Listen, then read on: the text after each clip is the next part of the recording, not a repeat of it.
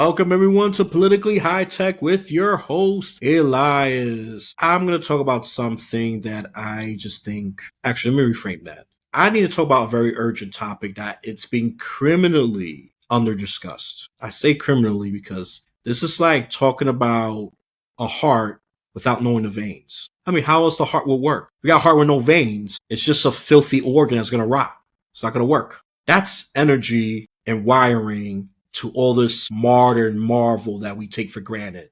Without that, and the cell towers and Wi-Fi towers, without any of that, we won't be able to enjoy this. So we have to appreciate the blue collar people and the hands-on tech whizzes who made this possible. I don't think they get enough credit, and it's criminal. We always glorify the actors, the social media stars, or anything that's in front of our face, right? Because we see them.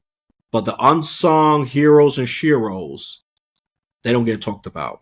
The ones who actually put the darn thing together. Without their genius, intellect, and their competence, podcasts would never happen. Internet would never happen. All these things would never happen. Even going a step further, electricity would not happen, okay? We'd be sticking to what? Gas lamps and all that pre-electrical stuff, okay? So thank them.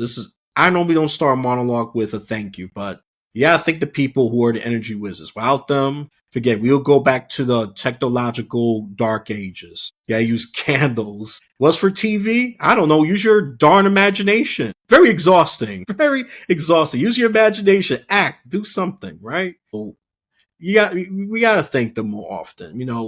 And to me, it's just criminal. So I'm not gonna make my monologue too freaking long because I want to get straight into it.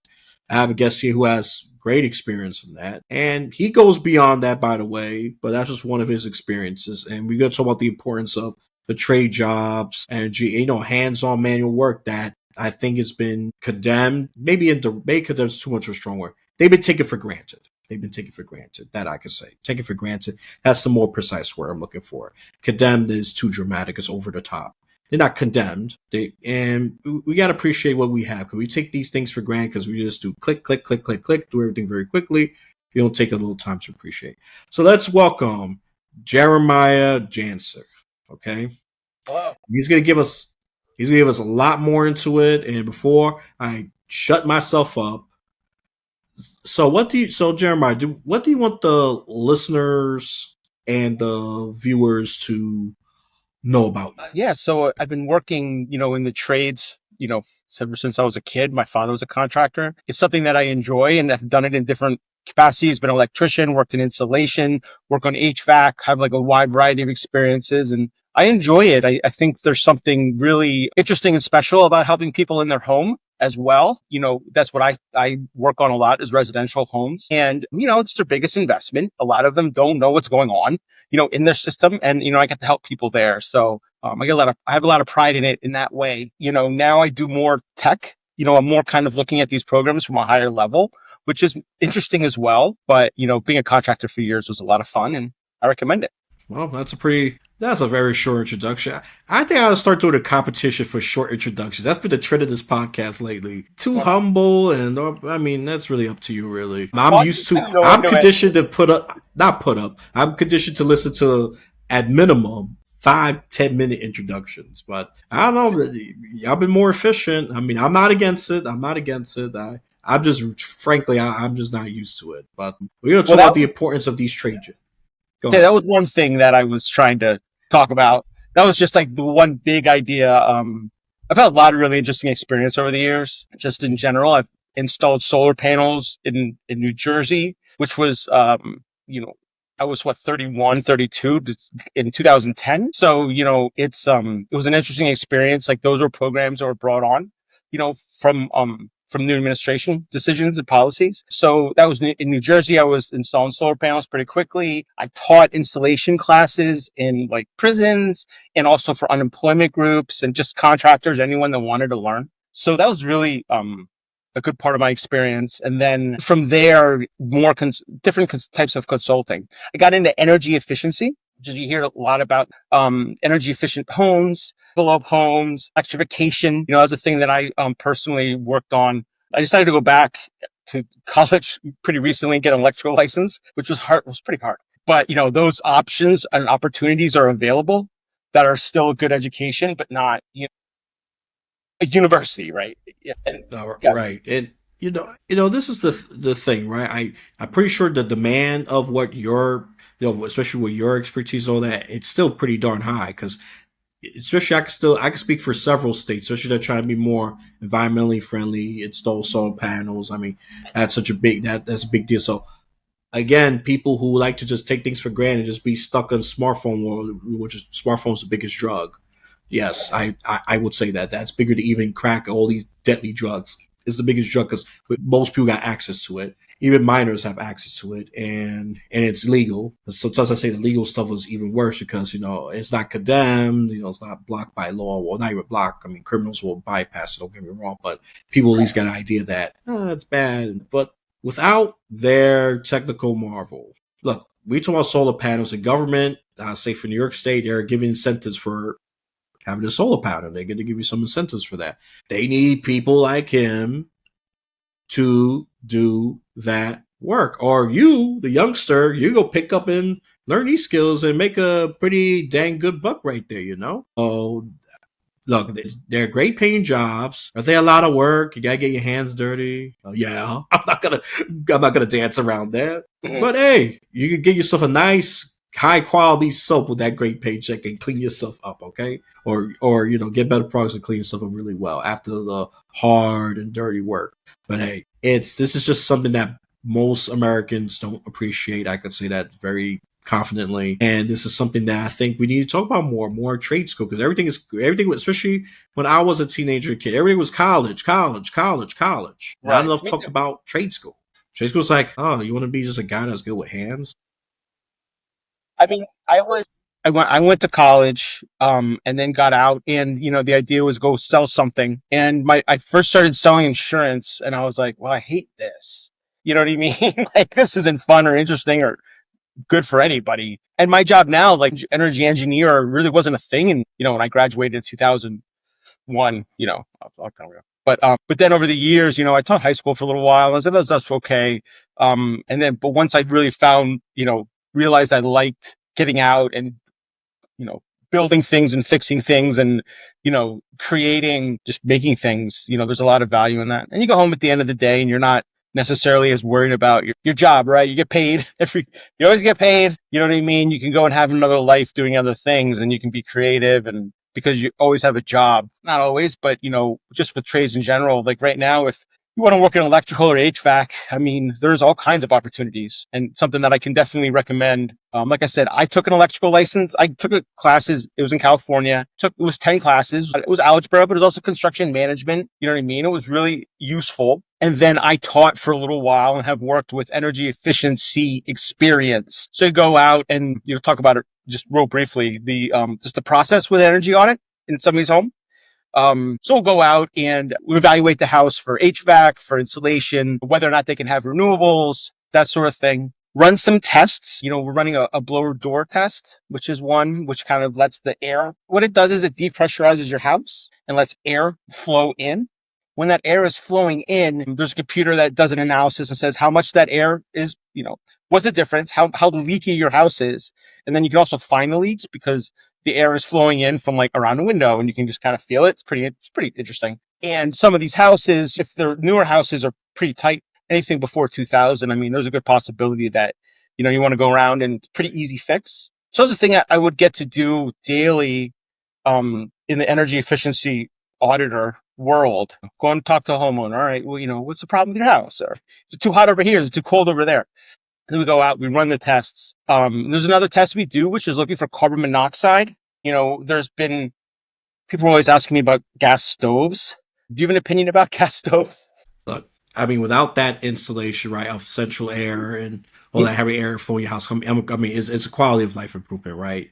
Especially Absolutely. those who got, dust and all that. I mean, without that, you'll be the mercy of the window, maybe a chimney, and they're sometimes not reliable. They're not reliable. So you want more like that's why I say again, their skills, expertise, and their skill. It matters. It matters a whole lot, and this is something that I don't hear a lot of people talk about. Even forget the politicians. They talk about crazy. They talk about stuff to enrich themselves. I can't expect anything out of them unless we pressure them to do anything about it. Just be a little political about it. However, people, we, including me, there's even sometimes I used to fall for that trap, especially when I was too angry. We need to value a lot of roles of society. Like farmers too is another one I think gets taken for granted. I mean, how else are we gonna have food coming in, right? Growing food and all that. We need farmers. So everyone that's not, these jobs are not glamorous, but it doesn't give a free pass to say, oh, those people will lose. And say, yeah, right. You know how much Right. brains and skill it takes to install these, solar panels, central air systems, all of that. Anything that requires some electrical wiring setup, they need to know, the length. Like, there's a lot of mathematics involved here too.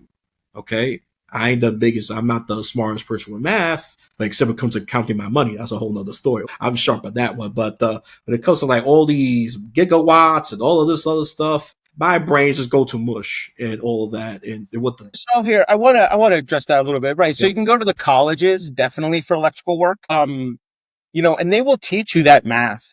Most of the electrical classes. So first of all, there's a couple things to worry about. What you're talking about is big electrical engineer utility stuff, and we don't. That's not really on a home. You have to worry too much. Usually, it's like 200 amps in, 200 amps out. What you have to do is you have to do a certain amount of algebra. But other than that, it's not. It is math. It is important. Um, but some stuff you work in plumbing, there is some math there, but that's a little more. Um, I think plumbing's interesting. Actually, like it's mostly just gravity that works on a lot of the plumbing stuff. So there's kind of more of an art to it. I've seen some really interesting plumbing work.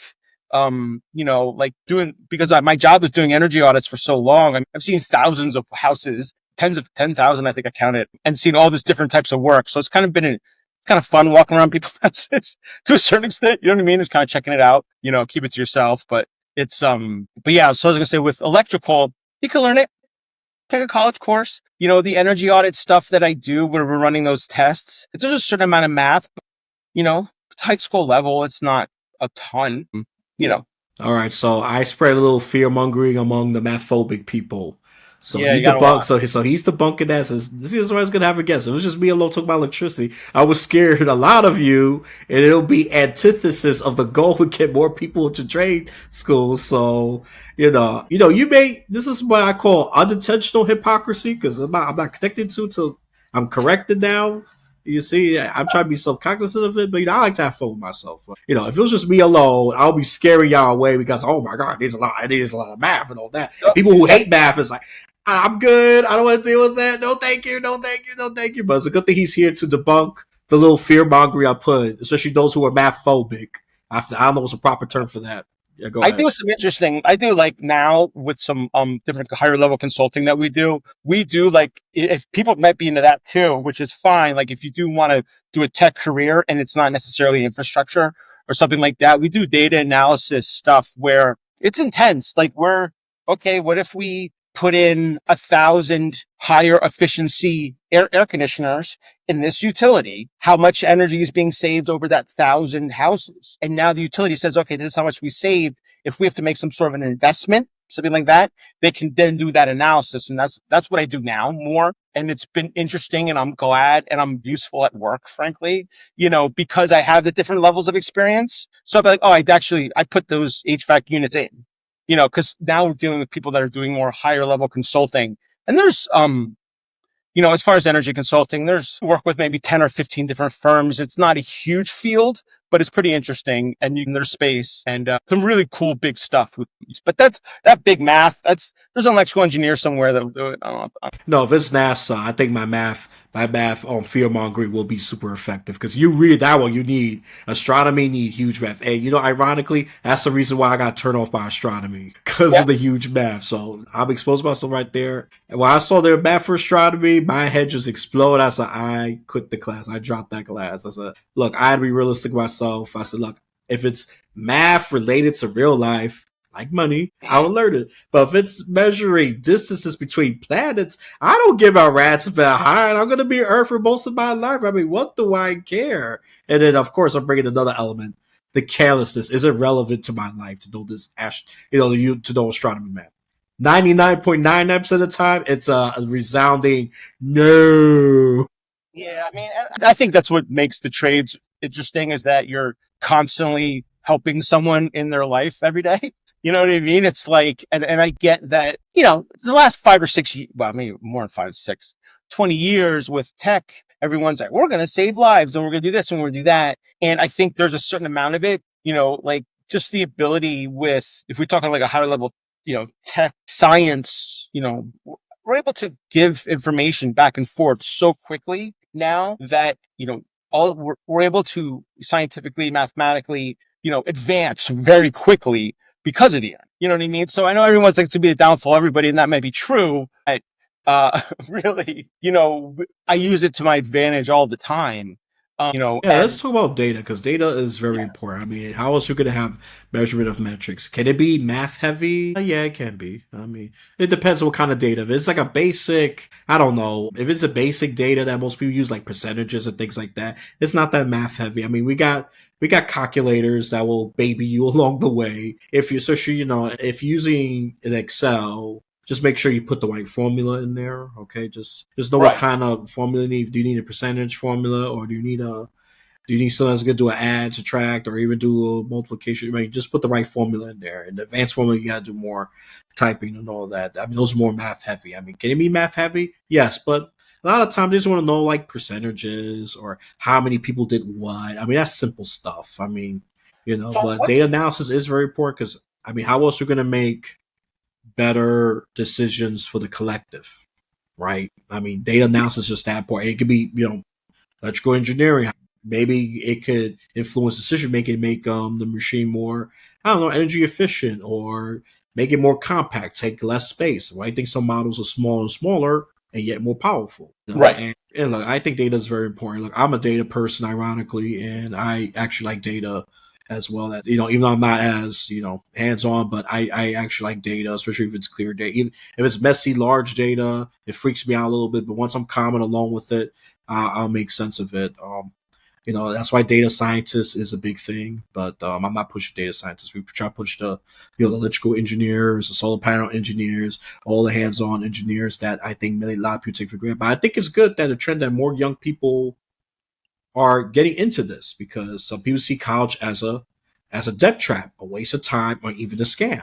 It's not me saying it. Me, I just say it depends what major career you're going for. That's how I see with college. Because college is viable for some um, job careers. But like I said, but if you're gonna do something that you kind of don't like or the job market's not friendly towards, of course it's gonna be a big waste of time. That's why I say to some extent. But when it comes to trade school and all that, look, that's the alternative. And at the time when I was in high school, it wasn't advertised, especially those who hated academic settings. There's a lot of students that hate academic settings, but they're more hands on. The classroom is not for everybody. Sitting in a Right. classroom and listening is not for everybody. I have to teach some classes now. Well, I mean, I don't have to, I do, but just because we need to learn things. And they could be some of the smartest people in the world, but they can sit for a 40-hour week and listen. I mean, it's just hard. And there's nothing wrong with that. That was part of what I realized when I first started even installing solar panels and I was already 30.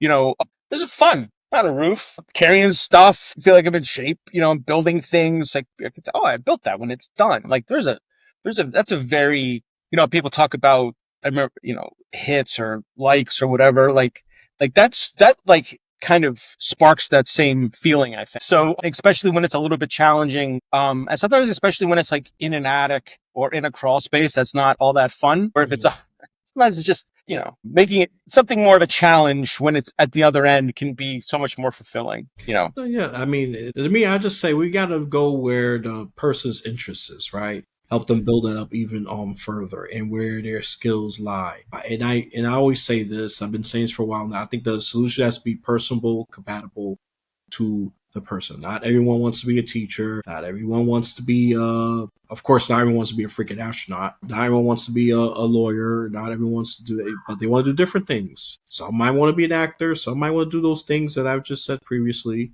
But I just think the reason I'm talking about this because I just think this needs to be brought to attention. I think certain people are bringing that up that we need more people to do these kind of works. I think that's why there's I'm not sure there's still shortages in these sectors. Correct me if I'm wrong. You can find shortages, definitely.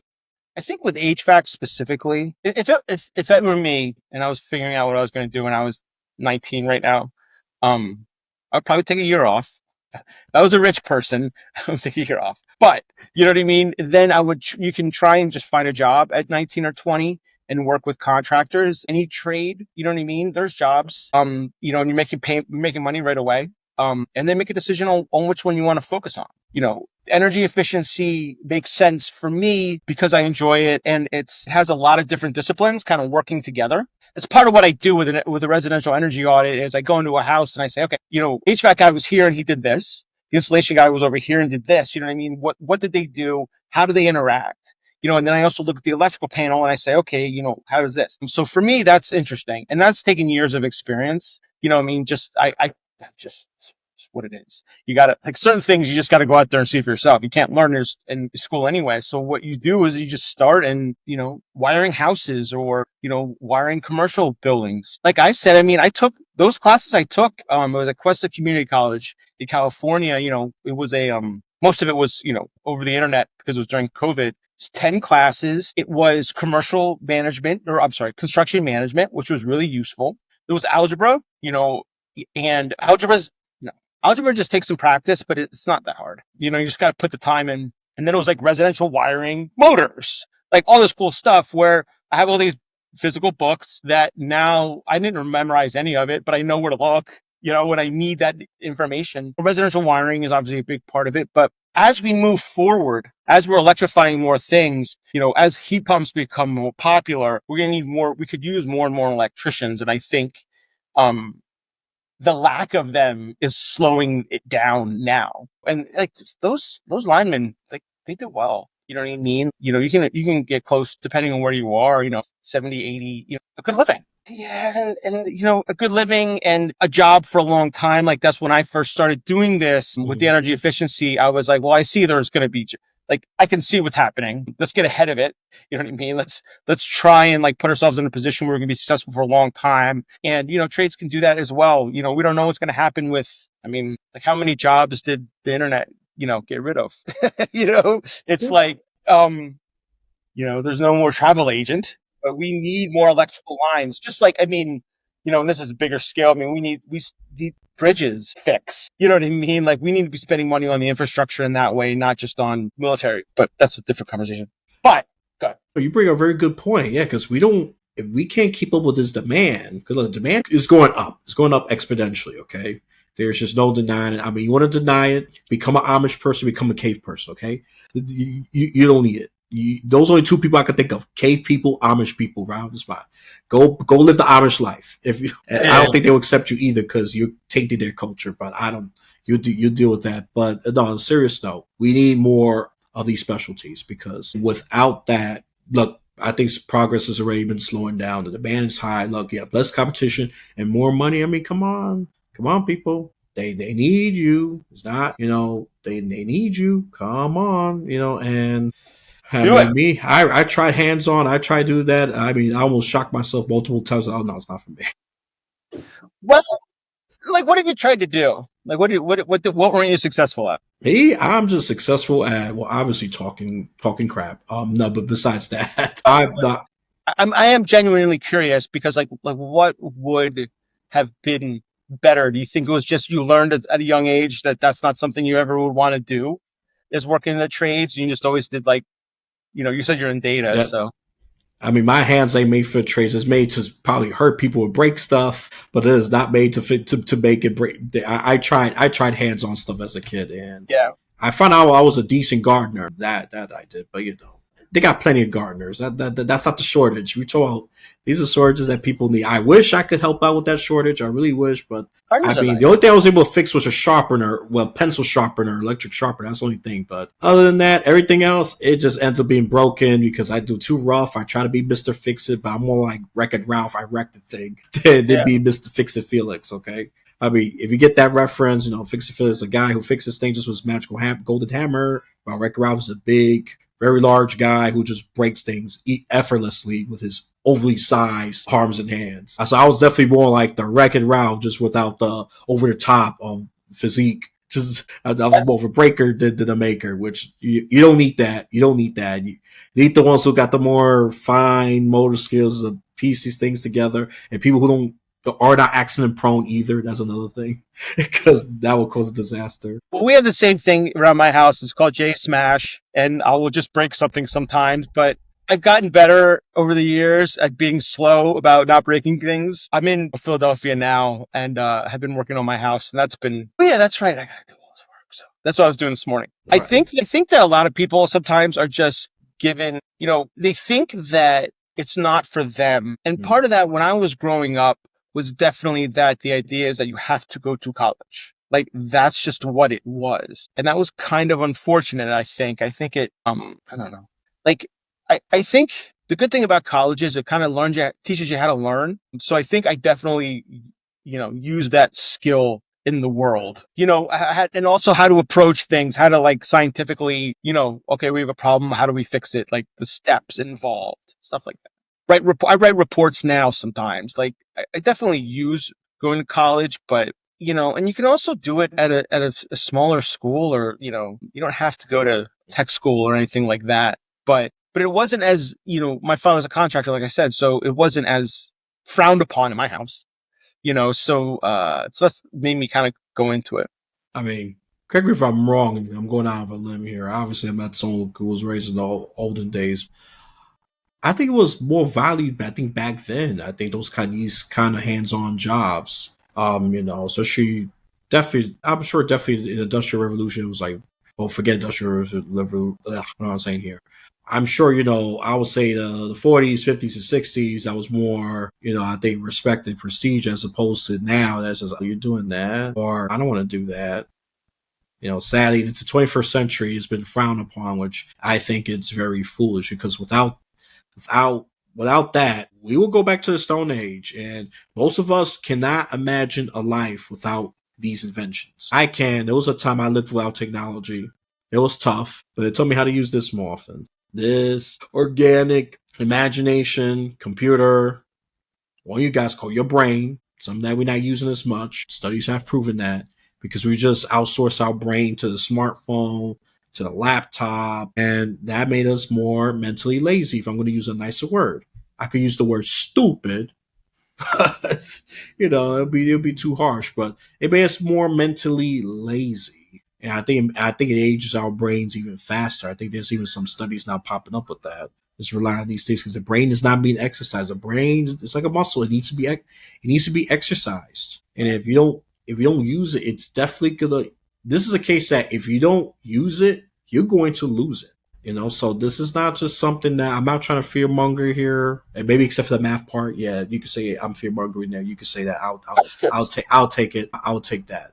But this is a shortage here. I talked about shortage of healthcare before. That's another one that's another critical shortage that needs to be addressed. Okay. And I say that's important as well. But at least there is some societal, institutional attention to it. But I don't see it as much as what comes to these trades. And that's my biggest criticism. I said they're just as essential as the healthcare workers. I mean, they're not dealing with human bodies and all that, but they're dealing with the infrastructure that can keep up with the modern demand and to make us progress. And if you care about environment, you need to take care of this as well. This is a more renewable energy, it's coming from the sun. All right. You don't have to rely on, this is probably an old boomer example, nuclear power as much, right? Fossil fuels, well, even more old example, fossil fuels are more classic example, and coal, the more dirty energies, if you will, that are not as environmentally friendly. So, you got to make it make sense. Environmentalists push these jobs to be filled too, so people could use cleaner, more environmentally friendly energy. Don't. Like I said, I push the pie a little further to the left when it comes to environmental issues. You talk to me as a teenager, you thought I was a far right person that didn't care about the environment, and you'll be right. So I don't care. Leave me alone. I don't care. Let the world burn as long as I'm okay. Which makes sense. We live here. I think we should take better care of it.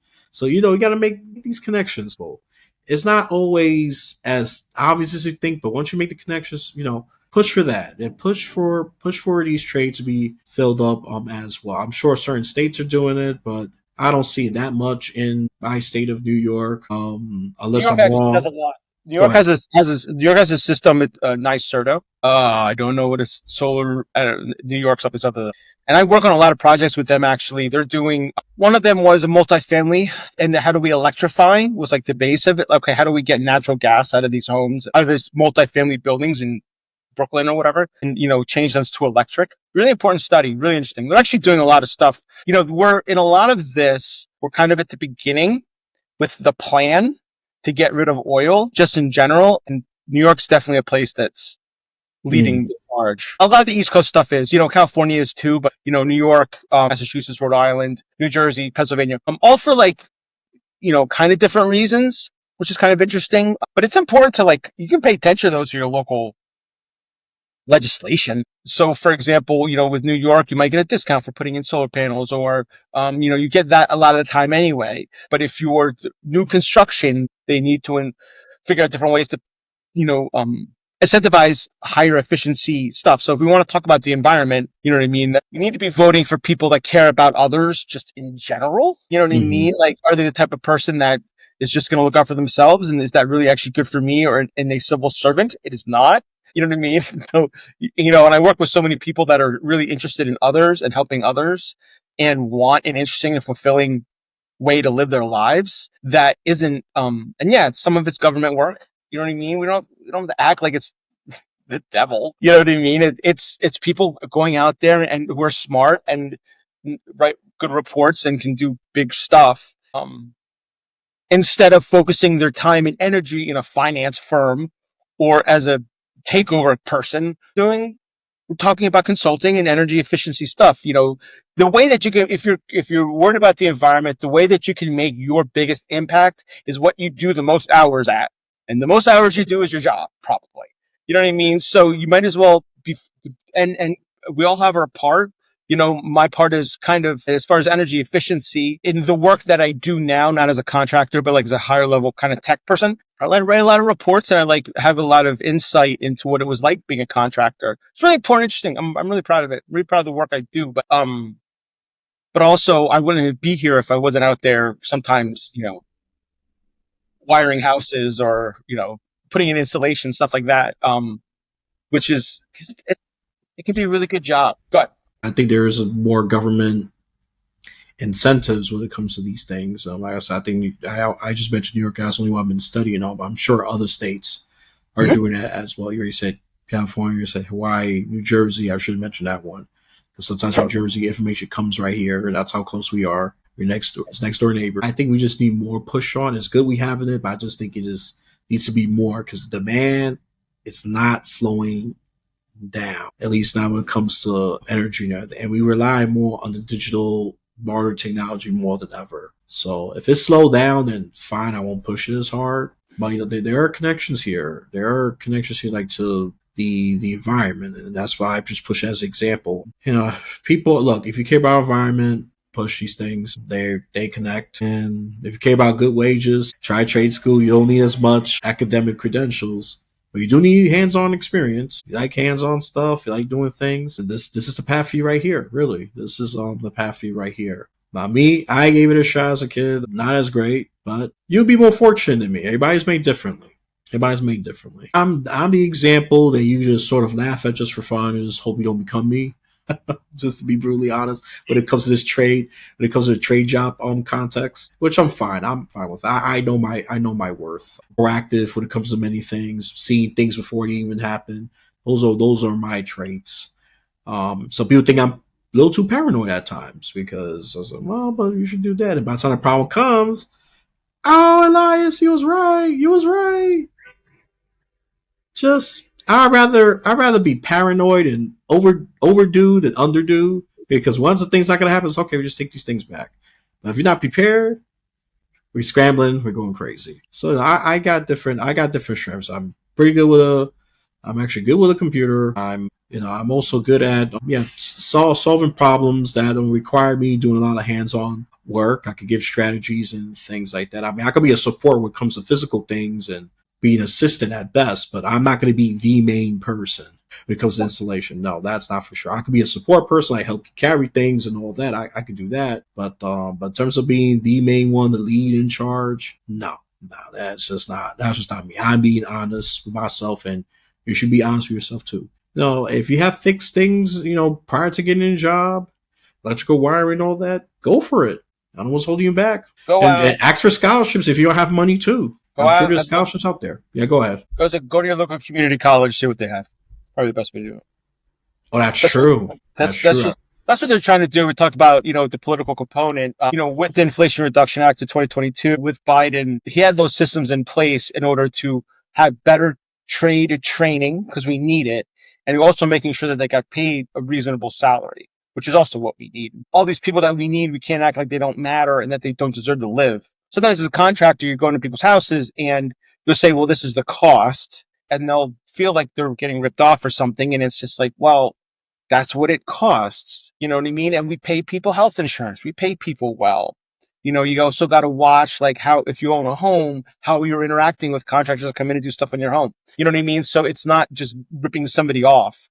And if you're worried that somebody's just ripping you off, then you should probably go somewhere else. You know what I mean? And that's fine. Listen to your instincts, but not everyone is like that. And what can be fun is if you work for yourself, or you're an HVAC contractor, electrical, you can learn that trade and help people that you want to, and still make a good living. And people Um, forget with the contractor stuff, like just how much insurance costs and gas costs and tools cost and material costs and labor costs. And sometimes there'll be like I'm thinking specifically with HVAC because it's unfortunate when people come out, like if you're an HVAC contractor, you're getting a call when something's broken a lot of the time. So, you got to like kind of figure out how to manage that. But, overall, I think it's just important that not only are we thinking about trades as a job, want to think about how we are communicating with trade people as well. And they deserve to do well and make a good living and enjoy their lives and have vacation. no, yeah, no, absolutely. No, and I don't want to hear. This is the thing I don't want to hear. And you'll do it anyways. If you put in the comments, they ignore you. You're talking about this is socialism. This is pro union. I mean, it can be pro union. That's up to you. But I don't really care. I don't care about that as much. I think if the union does good back in its workers, then I support that union. But if the union is supporting the management, then there's no point in the union. That's my simple perspective of the union. But are those trades are unionized? I think some of them are. Yeah. It should be the one that when you know you're getting good work. Yeah, it It's is. like Yeah, they should be. people turn around like if someone a red flag. So if you're getting work on your house and somebody's like, "Well, I don't want to pull a permit." Well, that's a problem. You want someone to pull that permit. You want an inspector to come out and look at your house and make sure it's okay. I mean, is that socialism? I don't know. I don't care. No, the reason why I say because that's what some of the idiots are going to say. I mean, they're wrong. They can say what they want. I mean, I didn't. It's fine. We This is should be about we should be including people. yeah. We should have a system in place to where we are making sure that our communities, people in our lives, are making a livable wage. They can have their life. And if we're not focusing towards that as a goal, then what are we doing? If you're just trying to figure out how to pay somebody $5 an hour because you can, you should rethink that. Oh yeah, yeah. That's just scummy. I mean, this is should be for debate. That's just scummy behavior. It's like, don't do that, That man. Like, I understand the idea. Like, I grew up in the 80s, and the Reaganism of it all, which is a lot of it is figured out how much you can get from somebody else. And that's not how I see the world or act, in any way. And that's why I've like with the trades. I mean, this is supposed to be helping the American dream. Technically, if you want to think about, a nice house, decent life, all of that. But that's becoming less true as time progresses. Because things are so darn expensive. And that's all it is. This is not a left and right socialist. I mean, probably capitalistic. It was a societal issue that the rich getting richer, poor is even poorer. The wealth and equality gap is just continues to widen so much, and it's not slowing down anytime soon. So look, get into trade, get into decent life. If trade does that, good for you. I'm a pragmatist. Whatever helps you out, great. Just because it's not for me doesn't mean it's not for you. You have different talents. See what you're good at. If you can help out with this trade shortage, and we definitely need plumbers too. And plumbers is an essential need. We need to fix those dirty pipes. That one's a real dirty work right there. And clogged up pipes and all of that. I mean, if you have the steel stomach, right? And if you go with your hands, go for it. There are need as well, and I think the pay ranges for those have went up because the demand is high. With that, when Yeah. demand goes high, if it's not enough, go for it. This is a push. This is a pro trade jobs push. Okay. Do you know how many plumbers we need? You know how many houses there are out there right now that all need updates and upgrades? You know what I mean? Just all those different things. If you're looking for something, and like I said, you can be a poet on the side. You can do whatever you want. But I like I said, I mean, I'm a pro union person. Myself, and we work in different contracts and with people. You can look into whatever trade that you decide. There's the IBEW, obviously, Interstate Brotherhood of Electrical Workers. And you can, if you have a way into that, definitely look into that. Philadelphia is a big union town, so there's all those. I didn't want to assume stuff depending on who you're talking to. Like you don't want to But if you Yeah, do that, yeah, then if yeah, you can do that, then do it. But also like take some classes if you can. Try and pay for them if you can. A lot of community colleges have pretty good deals. I have BPI, so say specifically, I have BPI energy efficiency expertise, which is learning how to evaluate a residential home for energy efficiency. So I do that. I have the electrical license, and I've worked on HVAC stuff for a couple of years.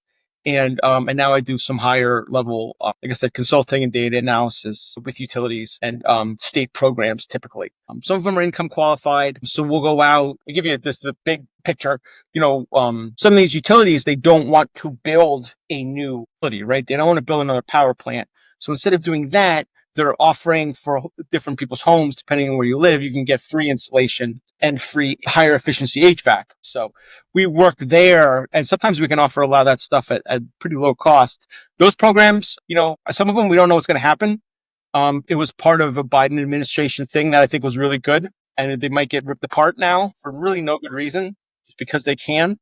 But I mean, yeah. So there's a lot of interesting stuff like that, And now people are talking more about heat pumps. Talk about technical. I mean, the heat pump technology has been around, in and of itself since the early 1900s. It's basically, because people are interested in this with heat pumps. We're using typically, throughout time when we've heated a room up, we've lit something on fire, right? We light a piece of wood, puts coal, natural gas, oil, whatever, and then we're heating up the house through there. Now, what that can do is it allows carbon monoxide in your home. It's expensive. We keep running out of it. It smells, that sort of thing. So now if we're using electricity, typically with electrical heating, what it's been is a resistance. So what it is, it's running through, you're running a bunch of amperage through a wire, and it's getting resistance at a certain space, and then it gives off heat. And that's really inefficient, and it's not safe. So now instead of doing that, we do heat pumps, basically a pump, not refrigerant, back and forth through an outside unit and an inside unit, and you either cool or heat the home. And it basically just blows air over a hot coil or a cold coil. And that technology's just gotten a lot better, over the last 4 or 5 years. So now, that's something to look into as well. Just like learning how then that's HVAC. That's HVAC and electrical. It's obviously like a big part of both, understanding both. But, over the next 30 years, we're going to be putting in heat pumps everywhere because they're just better, in a lot of ways. So that's something I will look into as well.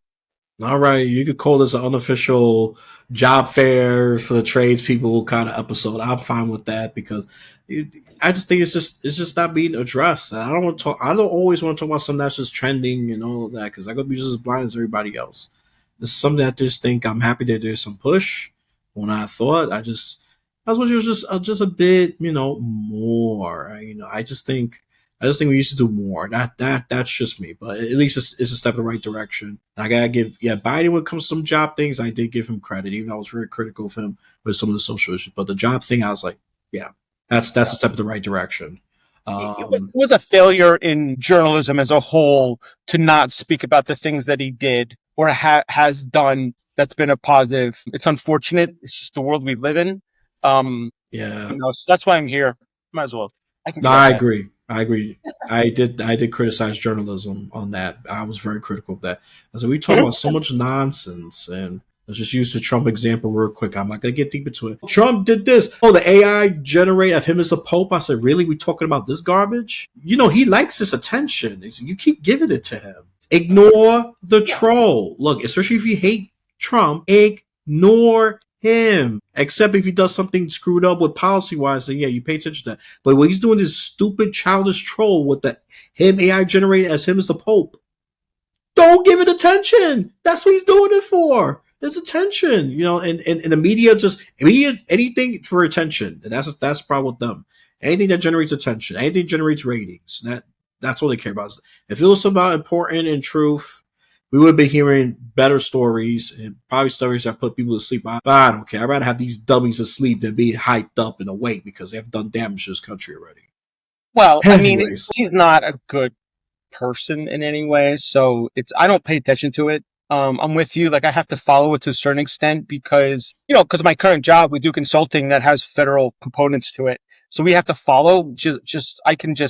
I basically am now reading emails from people that follow it more closely than I do and doing what they tell me to do, which is fine. Like that's good enough for me. I try not. I haven't listened to that guy speak since 2015. I never listened to him.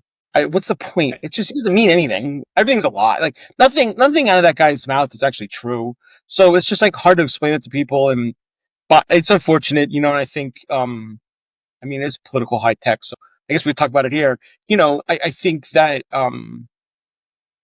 from a labor, if we're talking about jobs, you know what I mean? In this context, there's no other way to look than democratic policies. There's just not, you know what I mean? Like we could talk about other things if you want, but as far as this one specifically, and Biden did a lot of that stuff and Obama did too. I mean, I'm here because of job creation policies that started in 2010. You know what I mean? Where I started putting, so it matters, especially with this type of work because it requires such a big effort to electrify the nation. It requires the government, and we can't act like we can just, capitalist our way out of it. So we need big plans from big people, that make sense and are studied and we can't act like all this, this thing where he's just constantly look over here, just distracting while they're breaking down rules, making it where children, can at 8 years old can start working and 80 hours a week. And like this like really wild, evil stuff is coming out of, and unfortunately that's not what we're talking about. We're talking about the Pope, no, hat. no, right, no, exactly. No, that's true because I did talked about a story about I was very critical, especially red leaning, more conservative states are allowing underage people to work. I was like, okay, this is not good. I'm definitely against that. And you see that's something there's something that we should be talking about in that context. Policies that's impacting people, not the him, the whole AI Pope nonsense. That's just distraction. Trump is good at distraction. He's good with TV, so he's good at getting your attention, unfortunately. But except for him, there you go. Follow. Model Jeremiah right here. Model him right here, okay? Just model him. All right. Just only pay attention if it's policy related, but if it's stupid, trolling, text message, or him talking on truth socials and all that. Listen, just ignore that. But when it comes to him doing something that's sadly negatively impact or policies, that's what you should be paying attention to because that's what's going to really affect us at the end of the day. Not the trolling and all that. But those of you who love him, I know you love him, choking and all that. But I know he has negatively impacted y'all because, especially certain population now, helping the farmers. Some went bye bye with ICE because of that. That's just many examples of the that's coming out of that administration. Look, I'm not the biggest Trump hater or supporter. I will give him credit when it's something done right. I'll bash him when things are off, and that I've been doing that consistently ever since starting this podcast. Same thing with Biden. I'm critical of him, and I give him credit when it's due. Like the CHIPS Act, bravo on Biden. Bravo for having that implemented. That was a good thing because of the AI thing. Even though we're not talking about that, but this is something to do with jobs and all that, and that's going to be connected to some of that work is later, down the pipeline. Or it's probably started now for all I know. Well, I mean, I knew about him though in like the 90s when they were building Atlantic City and, he just refused to pay people and then would declare bankruptcy. So he would go to have an electrician wire the houses or whatever, wiring a, hotel. He would say, here's a bill. He would say, no, I will not pay you. And then companies went under. And I knew that was a thing. And the fact that that's never even come up once in a conversation with a journalist is absurd to me. And that was the thing that I knew from the 90s because I know people that do labor in Jersey and stuff. And, and he just declares bankruptcy. And then, at any given point as a contractor, if I had given somebody a $35,000 bill and they could not pay it, refuse to pay it, you're going to be in real trouble. And that was part of the thing that was so wild about it was people just refused to work with him. And then he declares bankruptcy and then he's got a TV show and now he's president, so it's just like watching it is almost comical, just to see what's happened. And, yeah. So on that note, that's all I got. Like I Well, said, I think it's important that if you want to look into electrical, you want to look into HVAC, first step is to call community college and see what they got for you. That's what I would do. let me check just a little more of a political juice. For those of you who don't like Republicans who got the bare majority, well, you got the midterms. And the House is very vulnerable for them. Again, the House is very vulnerable. I think the Dems could easily take the House without trying at this point. And if they can't take the House, I'm going to say, Dems, you are hopeless. This is a very easy chance for them to take the House. This is the easiest ever. 218 is the bare minimum of the majority. That's what Republicans got right now. The guy got to do is flip several seats, all 435 up. You can mess up along the way. You just get a net gain of one, which I don't recommend, but try to aim for a bigger majority. 40 is competitive. Maybe 10 will flip if I'm going to use conservative measures. You got the midterms, so this is defensive year. This is for anti-Trump narrative only. This is defense year. And then next year you get to go on attack. But if you like Trump, then the opposite thing, you better defend your life for the House, because the House, you got a lot of defending to do, and you got to gobble up seats too. The Senate, you're going to have an easier time defending, unless the Dems come with a very good strategy that could upset the odds. Upsets have happened, but this one's going to be Democrats are going to need a miracle just to take the Senate, because out of the 23 seats out, I think 3 are really vulnerable for Republicans. Even when Dems take those 3 seats, you got JD Vance, VP, will do the tiebreaker. So you need 51 this time. You need 51. If it was, let's just say if Biden, in an alternative dimension, if Biden won the second term, you will need 50 seats because Kamala would have been a tiebreaker. That's the job of the VP that some people forget. They're the tiebreaker of the Senate. So that's all I'm going to say. That's my little political take on it. It's very minor because it's about trade, jobs, and why they are so freaking important and why society is paying attention when it's too late. It took the pandemic, sadly, to know these shortages. The pandemic. That's sad. And I think some of these shortages could have been prevented. At least some. I'm not sure about the healthcare one, but I think the trade jobs one, that could have been prevented. But it was just pushing college. Not enough trade school, brainwashing, to some extent, students like me. They say, oh, college is the only great option, But at the end of the day, you got to do your research, see what you're good at, and help fill the job trades shortages, because it's great pay. It's great pay, especially if you're good at it. It scales up too, and some of them got unions, but some of them got unions as well. So, it's not, you're not being more distant from the union. Just see if that union is strong and actually fighting for the workers. That's the only thing I'll say. Just evaluate how the union fights for its workers. That's my only take on that. So, gutsy question. Anything else you want to add before I wrap this up? No, just, no. I think I hit it. This has been fun. Yep. Oh yeah, no, me too. Let's do the shameless plug-in for Jeremiah here, because go to his site. He even has a fictional story out book, about I think the future.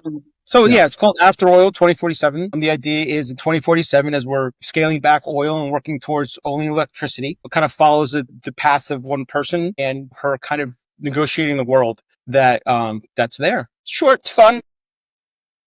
Yeah, it's not a 1,000-page read like some of the people I've pushed. So, look, if you got an attention span, if you're not a big reader, that book is for you. Yeah, it's check his site as well. Afternoon. Sorry, go ahead. Oh, no, I was going to say, just check his site as well, jeremiahjancik.com, and feel free to add something. All right, cool. That's it? You're not going to add anything else? Feel free to add something. I thought you meant they could put a good review on my, if you read it and like it, you can put a good review. But yeah, so as far as adding things, I mean, I think, we talk about voting, the Democratic policies are the only ones that make sense for people in any kind of real way. And you definitely have issue with some specific things, but I think we need to be working together and understand that that group, it's a big it's a big tent, and we're open to everybody, and we need these policies in place, and we need to think about the future. And if the future is just allowing 20 people to have $1 trillion, then like, why? It's definitely not for me. So if you're voting that way, you should, take that in consideration. Yep. Do your research or have someone you trust do the research, right? And look, I already talked about, ground news and 1440 that actually talks about important stuff. The left and the right perspective, even centrist perspective, and just attack the bias because journalism is garbage. Let's be clear. This is why we need these sources now. And ground news gives a more fair coverage of what's going on, and they normally cover important stuff, not the stupid, Trump AI Pope thing. And the reason I use that because that's a recent example. Look, it's good to laugh at. Don't get me wrong. I treat it as comedy, but don't get stuck on it and don't get obsessed. And that's the problem with a lot of them. You do that, and he won. Okay, and he's doing stuff that some people like, some people hate, and that's it. That's all I can say about that. So again, go to his website, get his book, leave a review and all that good stuff. And I will say the same for let me just go to my little shameless, selfish plugin. Mhm. Leave a review on Apple Podcasts. If you do it through Spotify, I don't care. I'll just ignore you. Go to Apple to do that and give an honest review. Give me I think a genuine praise. And if it's something I need to improve on and you didn't like, feel free to put in a review. Feel free. I want to improve. I want to improve. It's not about pleasing my ego. If that was the case, I want to ask you for the review. I'll say I'm the best dang thing in the world. Okay? I want your review. I seriously want your review. Okay? So just do that Apple Podcast. Give a like, share, subscribe. Feel free to comment on this and all that other good stuff. And yeah, that's about it. So once you complete this audio/visual journey, you have a blessed day, afternoon, or night.